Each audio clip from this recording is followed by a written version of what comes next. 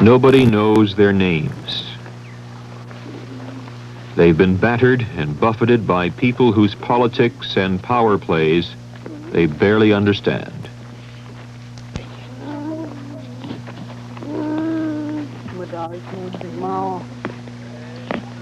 Sickness and hunger are constantly with them.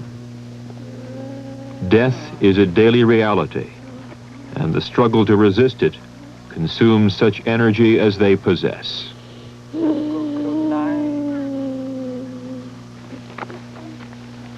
But they are not alone. Millions of their countrymen have already died. Others are dying every day. Some will survive to an uncertain future. Whatever their fate, they are their country today. And their country is Cambodia.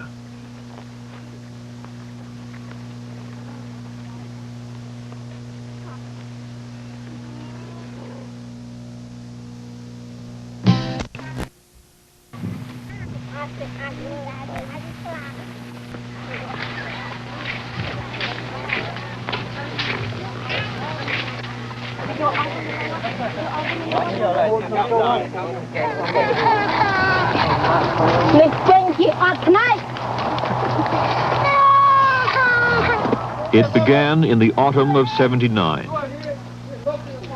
There had been refugees before in the 4.5 years closed its grip on Cambodia, but nothing quite like this. They were fleeing hunger, disease, and war. Nearly 1 million people, a fifth of Cambodia's entire population, were moving towards or already in Thailand. Suddenly, the world took notice. On the border, many refugees were too weak to make it the last few steps into Thailand. So international relief workers went out looking for them. The people over there who are very sick are not going to come across. They're not going to come across. We're going to just issue stuff here. Right, okay, because they're not allowed to, you know, blah, blah, blah. They say there are people. Maybe. He says they used to come over from here, he said.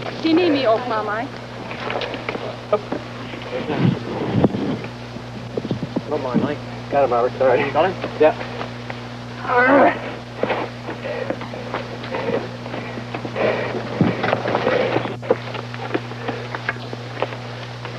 Come on.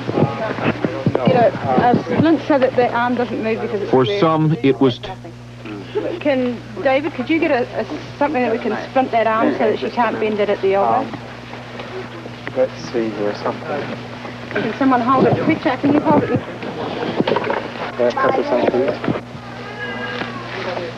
We've just seen dozens of very sick people, and this lady came in about 15 minutes ago with severe cerebral malaria. We gave her intravenous quinine and hydrocortisone, but within about 50 minutes she's now dead. I think a number of these people won't survive, although we do what we can for them. These were desperate times. Refugee camps in Thailand were expanding faster than they could be staffed or supplied. Too sick!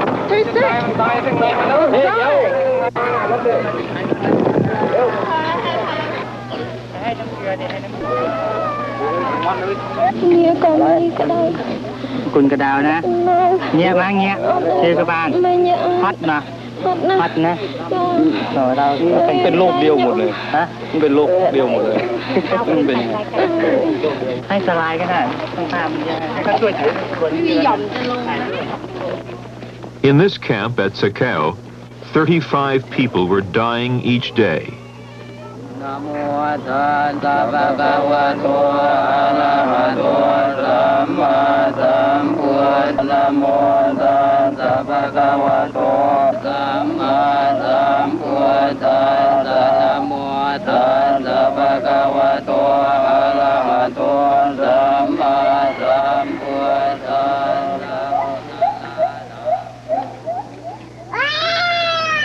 Many clearly would never reach adulthood.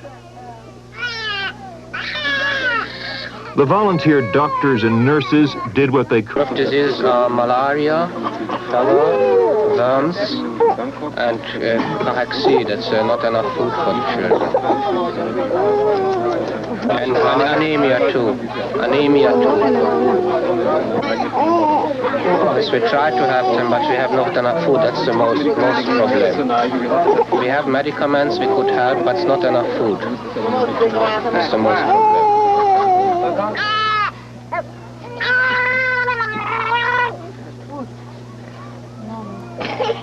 And we need also a little hospital for the children. The people built it outside. Because some of the children we must take to abroad. The survivors face more suffering. Malnutrition could result in stunted growth and mental retardation. The disaster along the border was the most dramatic and visible evidence of famine. For most of us, it was the only glimpse of Cambodia, which for years had been a closed society. But last November and December, an ABC News team spent 6 weeks touring the country. Except for battle zones, we were allowed to go wherever we chose. We traveled more than 1,000 miles, visiting 11 of Cambodia's 19 provinces. And as we went, the scarcity of food was apparent. But unlike the border, the most acute cases of disease and starvation we found only in hospitals. They are hospitals, though, in name only. In many, there are no beds. They have few, if any, doctors. At Kampong Spur, 30 miles west of Phnom Penh, a nameless victim of cerebral malaria lies outside the hospital entrance, unattended. Some international aid has reached these hospitals, but it's usually in the form of little things. A box of milk powder per patient. Most medicines are still in woefully short supply. Without suitable medicines and proper nourishment, treatable diseases, tuberculosis, anemia, beriberi, kwashiorkor, inevitably lead to death. The agony of Cambodia is plain enough. It's hard to imagine a people who have been through so much. But the tragedy is not of their own making. It started at least 10 years ago when this tiny country lost control of its own destiny and fell victim to the ambitions of the big powers. A look inside Cambodia after this.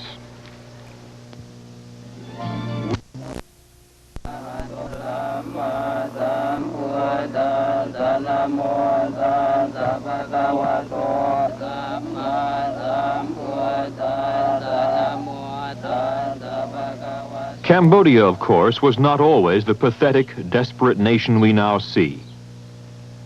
Angkor Wat represents the glory that was Cambodia. In the debates that have been waged for months now over Cambodia, there have been numerous attempts to assign blame for what has happened here. Our starting point in tackling the tragedy of Cambodia is that there are many victims, but in this story, there are no heroes. Cambodians, Americans, Chinese, Russians, and Vietnamese all share equal blame for what has happened here. From 1970 to 1975, there was constant warfare on Cambodian soil. The Americans against the Vietnamese. Cambodians against Cambodians. What emerged from the chaos was a disciplined and determined communist, Khmer Rouge, one of the cruelest movements in history. They came out of the mountains, led by this man, Pol Pot. What followed was one of the greatest bloodbaths of recent times. For 44 months, the Khmer Rouge forced Cambodia into their image of an ideal communist society.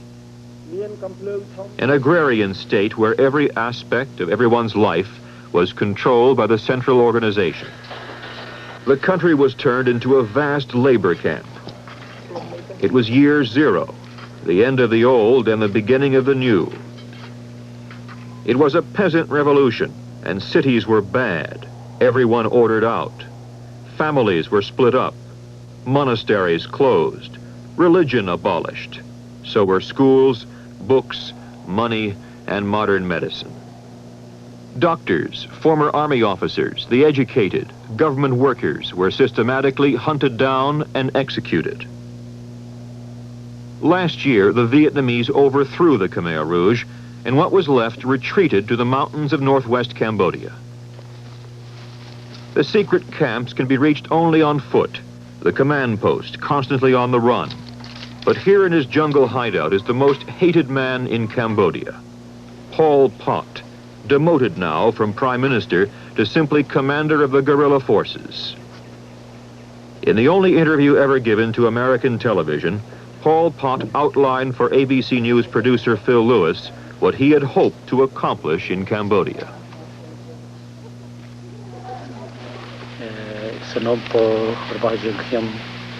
Our wish is that all our people from all social strata enjoy equally the same standard of living, materially, morally, and culturally. But the evidence we found inside Cambodia is that fear and death were the great equalizers. This is part of the legacy of the Pol Pot regime. Sisapon, a mass grave. Thousands of bodies here. Phnom Penh, dozens of water wells stuffed with corpses. At Nam Sapol Pagoda in the far west, the coolness of caves has kept bodies more than a year old from decomposing. Local residents say people with bound hands were led off to this pagoda. For years, many people doubted that these kinds of massacres were possible, but graves like these are being found all over the country. Pol Pot says the Vietnamese made the whole thing up. You know that the Vietnamese, they dare grace our country, which which upset the whole world because of their aggression. They dare do so they stick at nothing, and they can stage this piece of... But this was no theater. It was a school converted into the most notorious Khmer Rouge prison, Tuol Sleng, now a museum of horror. Well-kept records show that more than 14,000 people were imprisoned here. Other records indicate at least 10,000 of them were executed. The Khmer Rouge even took photographs of their victims. Whether you talk to people inside Cambodia or on the border, the story is the same. The smallest infraction could result in death. A photographer who worked part-time in the early 70s for ABC News in Phnom Penh. And your family? What happened to your family? My family is finished because of Pol Pot. He killed them. I have no family now.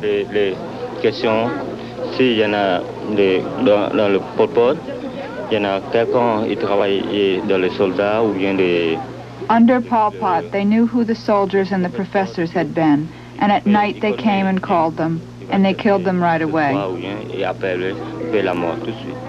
Every day, every night, it was the same. The regime of Pol Pot was like that. A 16-year-old orphan in Thailand.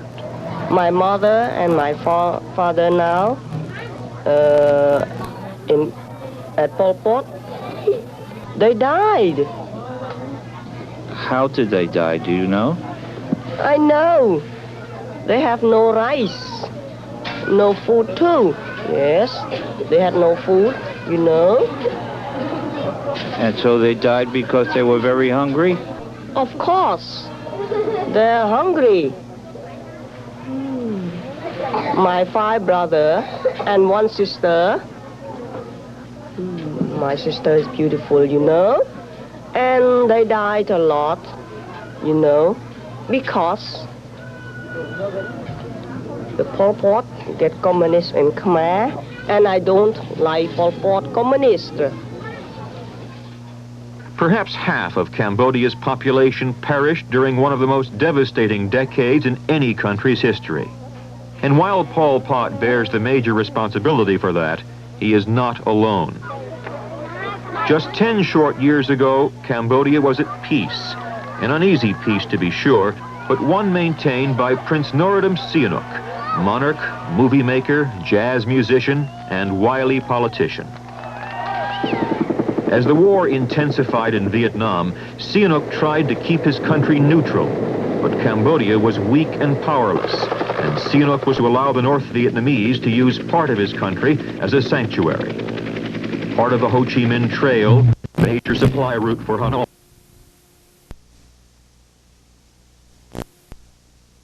In 1969, under pressure from the new Nixon administration, buy time so that American troops could be withdrawn from Vietnam. I said that if the bombings,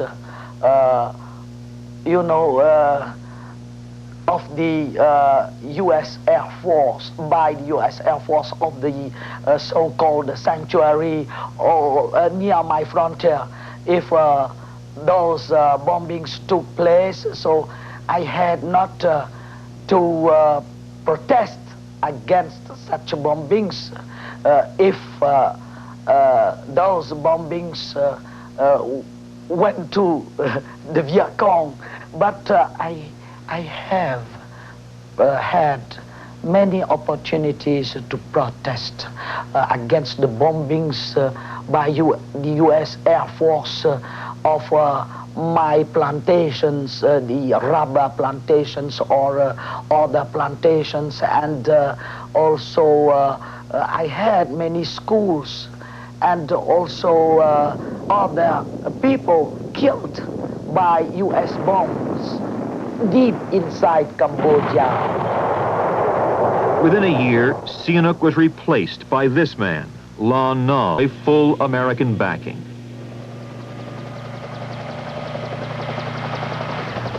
Then the U.S. tried to do what it had failed to do by bombing, wipe out the sanctuaries. Tonight, American and South Vietnamese units will attack the headquarters for the entire communist military operation in South Vietnam.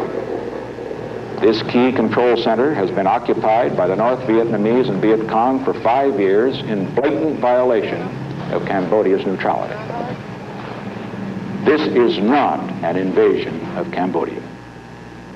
Once enemy forces are driven out of these sanctuaries and once their military supplies are destroyed, we will withdraw. Richard Nixon called it the most successful operation in a long and difficult war. In fact, it created a wider war. It pushed the Vietnamese deeper into Cambodia. They're the Vietnamese communists and a radical band of Cambodian communists, the Khmer Rouge. Within a short time, the Khmer Rouge grew from just a few thousand to a potent force of some 60,000. The Lon Nol government, meanwhile, floundered in corruption and ineptitude. Despite massive American military aid, he failed to turn back the Khmer Rouge. By 1972, the war in Cambodia had displaced 2 million people. A nation which 2 years earlier had a rice surplus, now for the first time faced starvation. In January 1973, the U.S. war in Vietnam ended with a peace treaty signed in Paris. The war in Cambodia was not resolved. And for the third time in 4 years, American forces attacked Cambodian territory. B-52s, no longer in use over Vietnam, were diverted to Cambodia to support the Lon Nol government in its fight against the Khmer Rouge. They were not confined to the border areas. 3 times as many bombs were dropped on Cambodia than on Japan during World War II. At the same time, the Khmer Rouge began terrorizing the countryside. There was a new flood of refugees. Rice paddies were destroyed or abandoned by the thousands. Phnom Penh, a city of 600,000 before the war, swelled to nearly 3 million. Food was in short supply. By the spring of 1975, the Khmer Rouge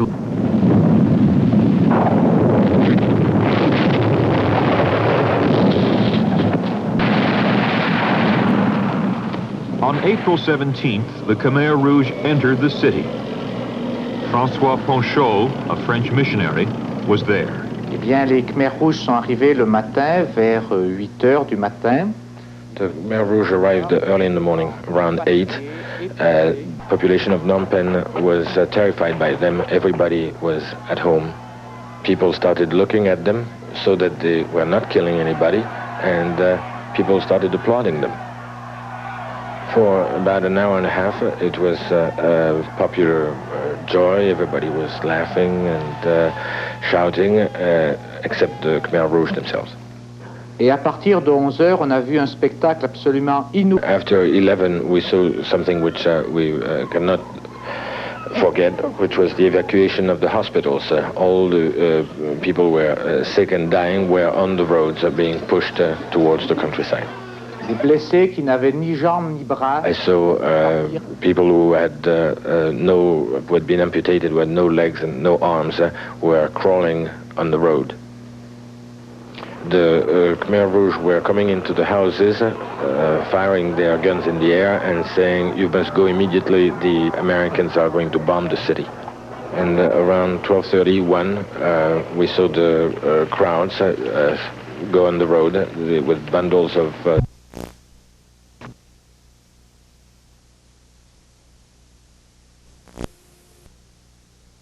leaving by foot, with the town was practically empty.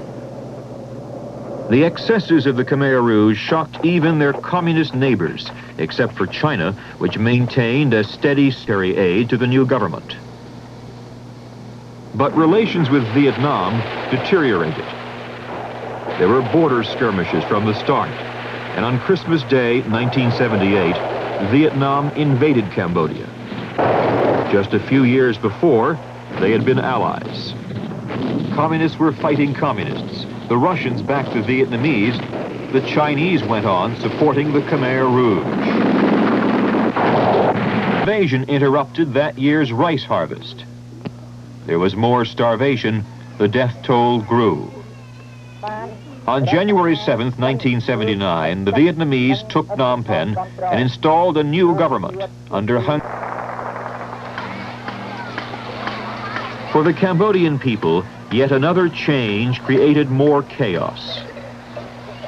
Weary of war, uncertain of the future, desperate for food, hundreds of thousands were driven to the sanctuaries of Thailand. How many days without food? A former Catholic missionary worker. 5 days, not food. How many days you walk to get here? I walk to get here 3 days and 2 nights. Many people hungry now? Oh, million people. Million. And 2 months, after a month, I will and die by not food, and die by not food.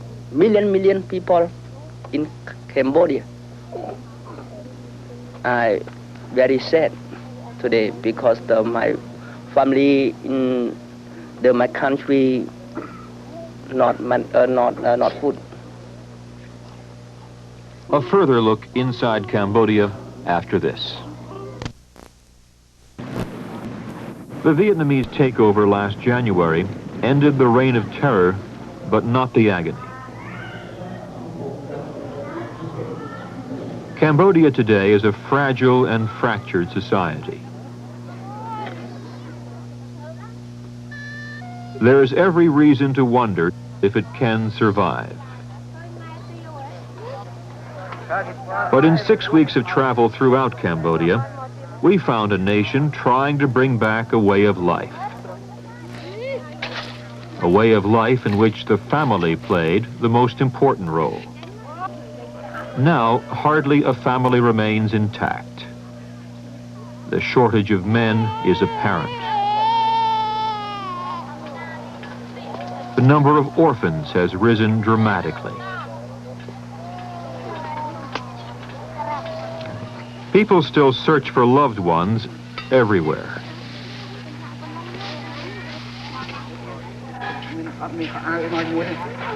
Quite by accident, we found our interpreter's two nieces, 200 miles from their old home in Phnom Penh.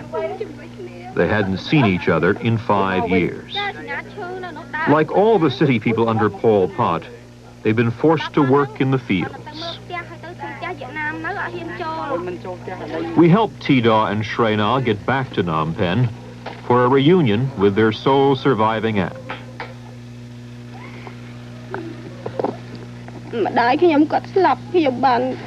Has good emotion to be back in Phnom Penh, but she has found nothing, nobody else. Her parents have died.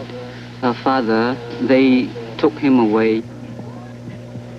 Her father was a colonel, killed by Pol Pot. Against overwhelming obstacles, Cambodia is struggling to recover and scrambling to live.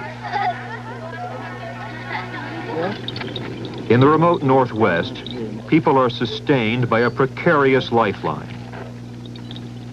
Little organized relief has reached here, so every day, hundreds of people bring food from the relief operations in Thailand. For some, it's strictly business, trading rice and other supplies for gold and jewelry. For most, it's a way to keep their families alive.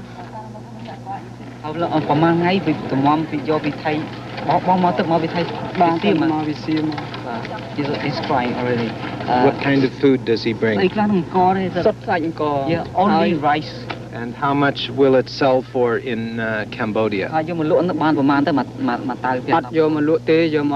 He's not going to sell it. He's going to give these to 4 families in his responsibility, because the father and the mother have been died, so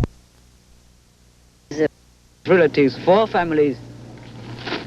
For all, it's a dangerous journey. Sometimes Thai troops shoot at them, and Vietnamese troops demand bribes.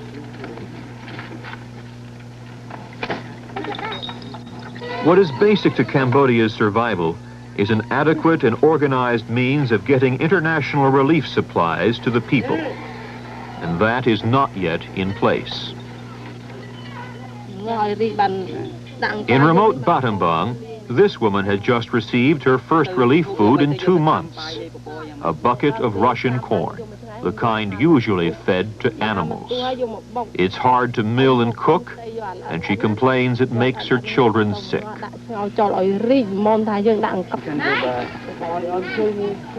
The American government has maintained that the Vietnamese are deliberately withholding food, starving the people.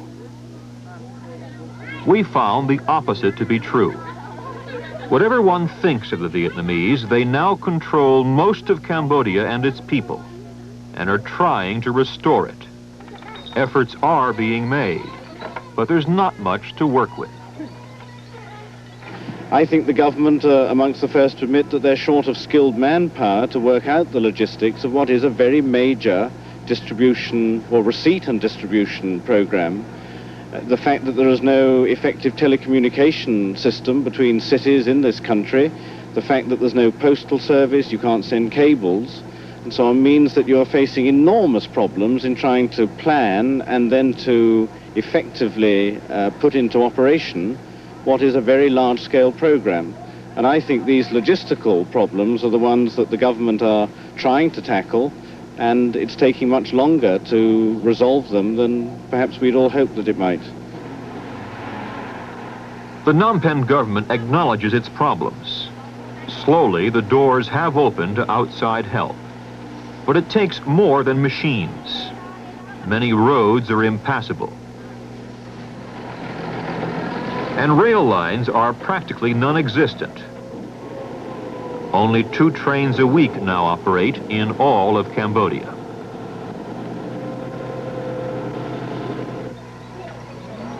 So in the end, in this shattered land, the old ways turn out to be the better ways. Ox carts can go where trucks cannot. Waterways are proving to be the most efficient of all. But still, the food trickles out. There are other complications. There are few Cambodians left with the skills to manage the program. The Vietnamese are preoccupied with their military campaigns. And because of national pride and distrust, Western relief workers have not been allowed to take over the job. Nevertheless, this far from perfect system is improving with each succeeding month. The Vietnamese have allowed the Russians in. Their Soviet allies concentrated on restoring Kampong Sam, the nation's only deepwater port. They are also training the Cambodians how to use the equipment they've brought in.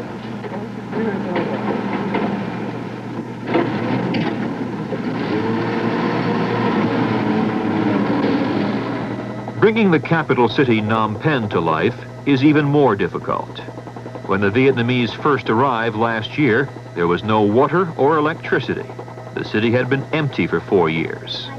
Now, people are slowly drifting back.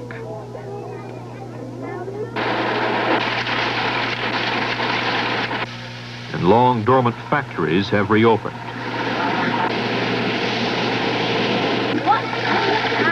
Commercial fishing, banned under Pol Pot, has resumed.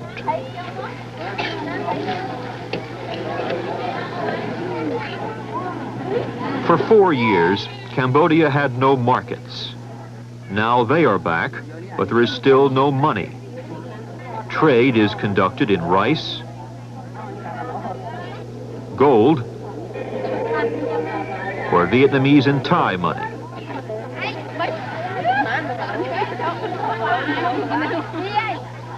A can of rice buys 1 penicillin tablet, a pound of rice, a pair of blue jeans.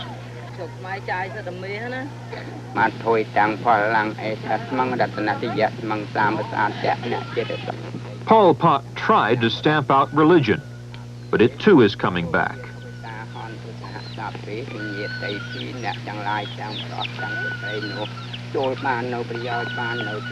Even where there is little food, people still find something for Buddha.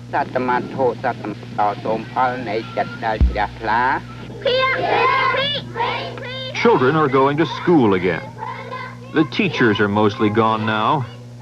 So are the books. But by enlisting anyone with any education, 700,000 children are being taught to read and write.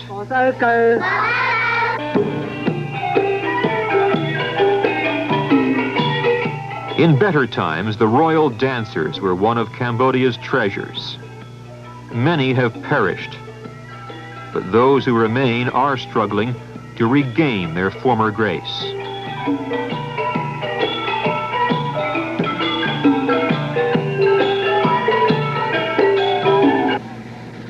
Permitting all this is part of a conscious effort of the Vietnamese to win, if you will, the hearts and minds of the people.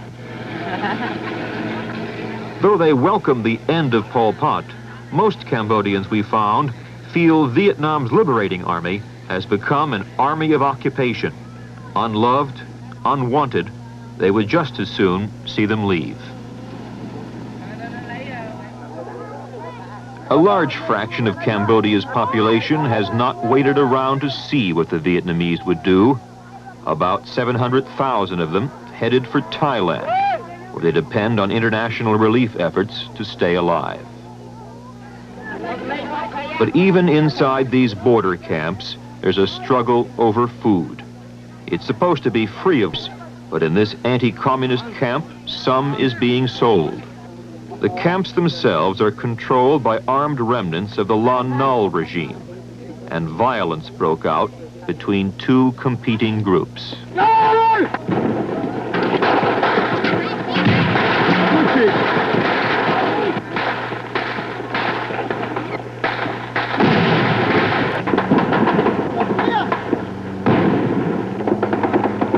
100 people were wounded. At least 10 were killed, including children.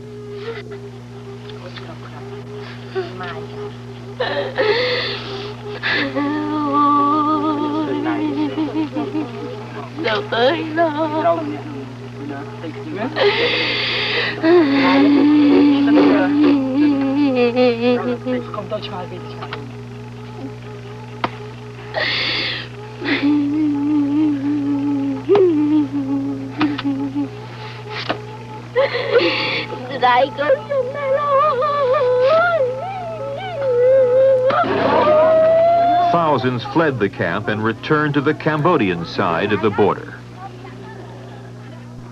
Other camps deeper inside Thailand and controlled by the international relief agencies have improved dramatically.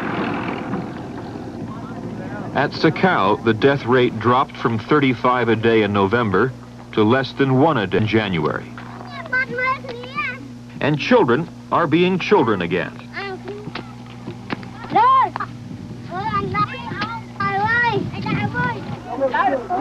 Long-range problems remain. This is a haven, not a home, and these are still displaced people. Yet another fraction of Cambodia's population remains largely out of sight. Thousands, no one knows how many, who have followed or were forced into the mountains with Pol Pot's Khmer Rouge. While the Khmer Rouge soldiers appear to be well-fed and well-armed, the civilians who travel with them are not so fortunate. Ask those who have malaria to raise their hands.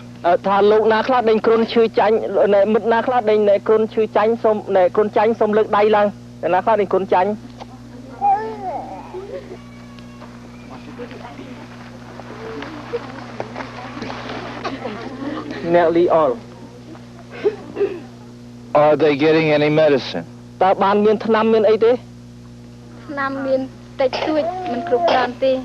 Not insufficient. Ask them if they're getting enough food. The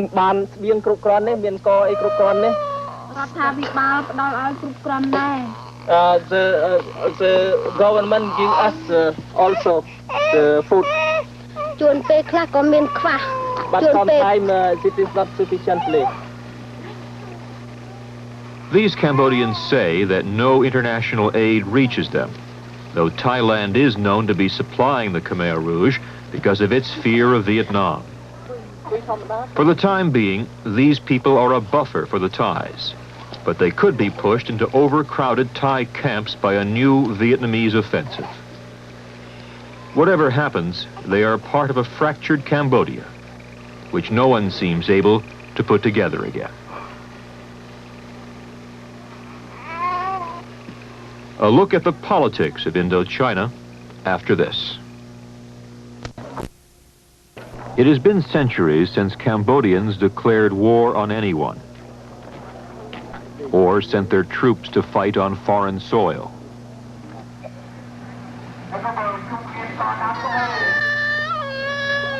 Why then did this country of less than 8 million suffer so much? Cambodia is one of those small countries that has a tragic geography, like Poland, which was carved up by its unfortunate position being between Russia and Germany.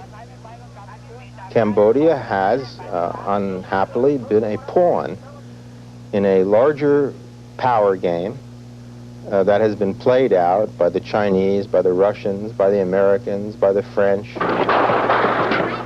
It has been a country whose tortured history has been to be a pawn in a great power struggle. For the United States, the fate of Cambodian civilians was barely considered. They were a sideshow. The real target was the North Vietnamese, wherever they were. Fundamental problem in Cambodia was that there were 4 North Vietnamese divisions that had been occupying Cambodian territory for 5 years from sanctuaries from which they were killing American soldiers at a period in which we had to conduct a retreat of 500,000 Americans. This was not a trivial problem. And the violation of Cambodian neutrality that took place, and that must be addressed, is the persistent violation of Cambodian neutrality by the North Vietnamese for many years. For the Vietnamese, it was geography. Cambodia shares a 600-mile border with Vietnam. Under the Khmer Rouge, backed by the Chinese, Cambodia was a threat. A Cambodia under Vietnamese domination is an asset, a friendly nation, and eventually a source of much-needed rice. For China, it was also geography. Last year, the Chinese tried to teach the Vietnamese a lesson and moved across their common border in force. The Chinese simply don't want a powerful southern neighbor, particularly one allied with the Soviet Union. That's why the Chinese support the Khmer Rouge, to keep the Vietnamese from expanding throughout Indochina.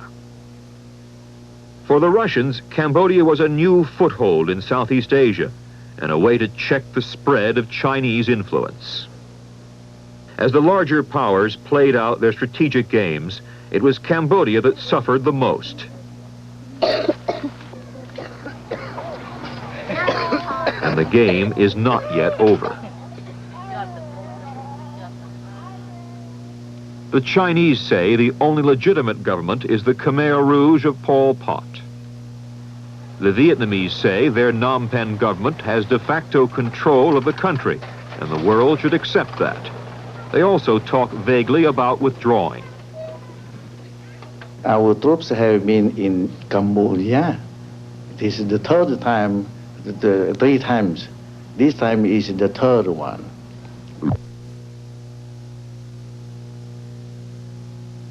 We will pull out our troops after the end of the French War, and we have pulled out our troops after the American War. And we will do the same when the Chinese authority will stop to intervene and to stop to invade our countries, and Laos and Cambodia. The Russians don't say much. They're just there backing the Vietnamese. These Russian tanks in the streets of Phnom Penh are the reason why the U.S. will not recognize either the present government of Cambodia or its Vietnamese backers. They represent what the Carter administration sees as Soviet expansionism in Southeast Asia, at a time when the U.S. is leaning away from détente and towards China.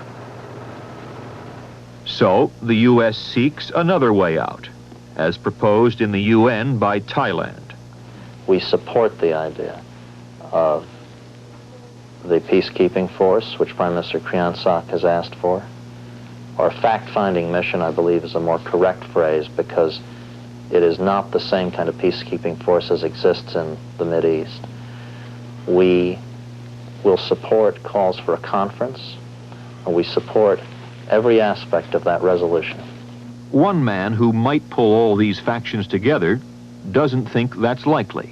I am not optimistic, because the idea of the convening of such a conference is rejected by China, by Russia, the Soviet Union, and by Vietnam. All 3 would have to be there. Yes, yes.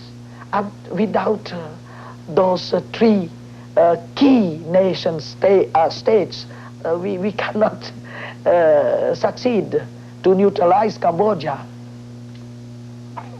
For most Cambodians, the intricacies of power politics mean nothing. Pain and hunger they can understand. All they know of global power games is that Cambodia has been the playing field.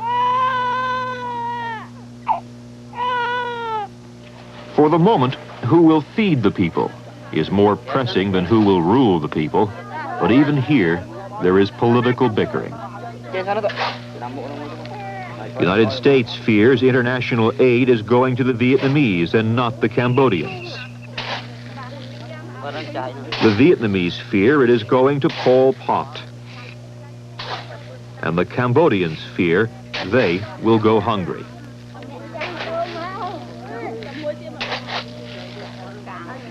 Right now, food is getting through, the situation has improved, but there's no reason for complacency. Cambodia still cannot feed itself. My estimate is that in March to April, the people will run out of their own resource. And from April until December, anybody who cares for Cambodia will have to struggle with immense vigor to feed the people until the main harvest comes in. We must pray God, obviously, that the rains will come and the season will be good. There is in Cambodia today a real fear of renewed famine. But there's more. Fear of an uncertain future under the Vietnamese haunts every Cambodian I met. But there's also an even greater fear of the return of Pol Pot and more bloodshed. The Cambodians who have survived want only stability, a chance to raise their own food, rebuild their own lives. But whether they eat or not, rebuild or not, live or not, are decisions Cambodians still cannot make for themselves. And that is not likely to change so long as Vietnam and China struggle for regional supremacy there. And now so long as the Cambodians are caught up in the new Cold War between Russia and America, which prevents either negotiation, compromise, or acceptance of the present Soviet-backed regime in Phnom Penh. As before, the fate of millions of Cambodians depends completely on others. And that may be the saddest fact of all. This is Jim Laurie, ABC News. Good night.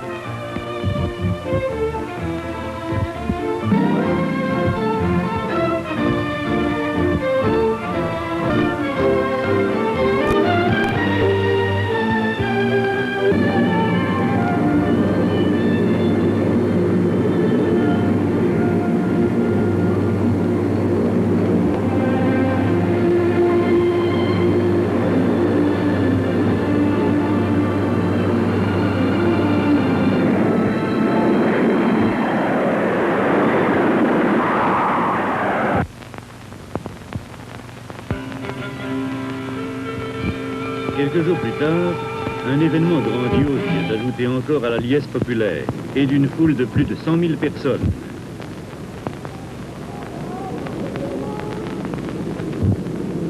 Le chef de l'État arrive pour procéder à cette inauguration, ou mieux, à cette apothéose. En effet, les modernes bâtisseurs, sous l'égide du Sankoum, ont rejoint les lointains bâtisseurs d'Angkor. La tradition est maintenue à travers les siècles.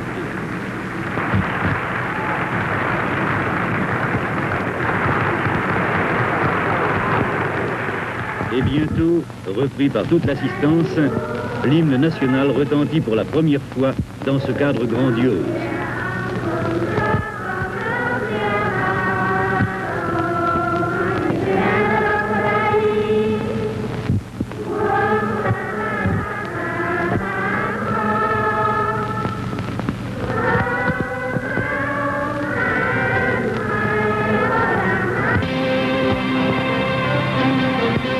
De pigeons passe au-dessus des spectateurs enthousiastes, puis c'est un lâcher de ballon dont les couleurs vives se marient harmonieusement avec les milliers de panneaux colorés qui, admirablement maniés, inscrivent une défaite au chef de l'État, père de l'indépendance.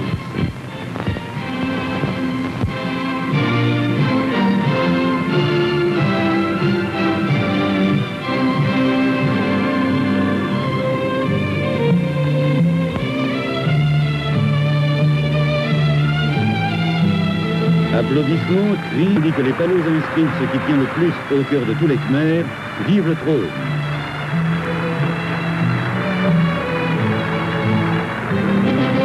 Et les anneaux olympiques apparaissent.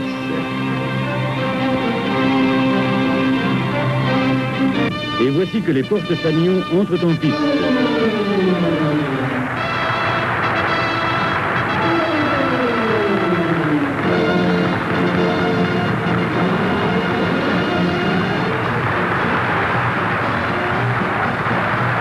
Puis les athlètes envahissent le stade.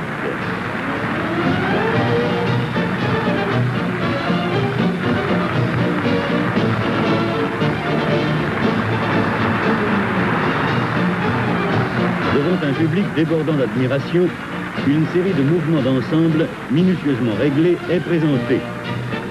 Les images seules donnent une idée de cette réalisation qui comprend aussi un palais des sports de 8000 places, une piscine olympique avec tribune de 4000 places et les aménagements pour la pratique de toutes les disciplines sportives et le confort des spectateurs.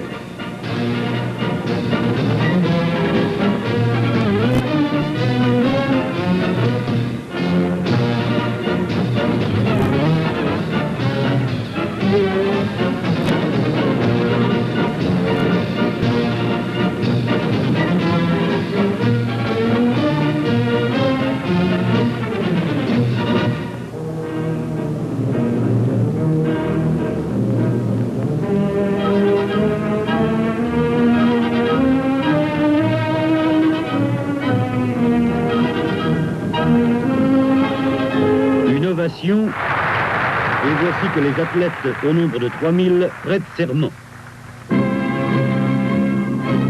Et les jeux de panneaux reprennent. Puis ils glorifient l'amitié entre tous les peuples épris de paix.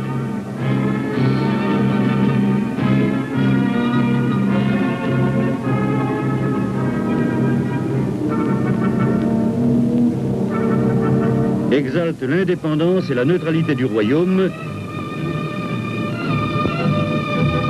et enfin affirme l'union de tous les Khmers autour du trône et du chef de l'État.